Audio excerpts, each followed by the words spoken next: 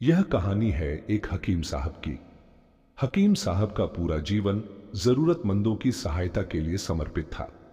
जब उनका अंतिम समय निकट आया तो उन्होंने अपने बेटे को बुलाया और कहा, बेटा, मैंने अपना सारा जीवन दुनिया को शिक्षा देने में गुजार दिया।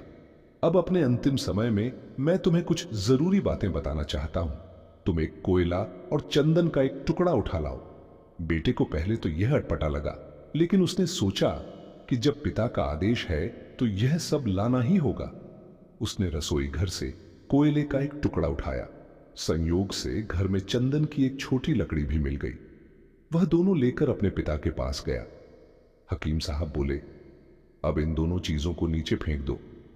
बेटे ने दोनों चीजें नीचे फेंक दी और हाथ धोने जाने लगा तो हकीम साहब बोले, ठहरो बेटा, जरा अपने हाथ तो दिखाओ। फिर वह उसका कोयले वाला हाथ पकड़कर बोले, बेटा, देखा तुमने? कोयला पकड़ते ही हाथ काला हो गया, लेकिन उसे फेंक देने के बाद भी तुम्हारे हाथ में कालिख लगी रह गई। गलत लोगों की संगति इसी तरह होती है। उनके साथ रहने पर भी दुख होता है और उनके न रहने पर भी जीवन भर के लिए बदनामी साथ लग जाती है। दूसरी ओर सज्जनों का संग इस चंदन की लकड़ी की तरह है। जो साथ रहते हैं तो दुनिया भर का ज्ञान मिलता है और उनका साथ छूटने पर भी उनके विचारों की महक जीवन भर साथ रहती है। इसलिए हमेशा अच्छे लोगों की संगति में ही रहना। तुम्हारा जीवन सुखद रहेगा। नमो बुद्धाय।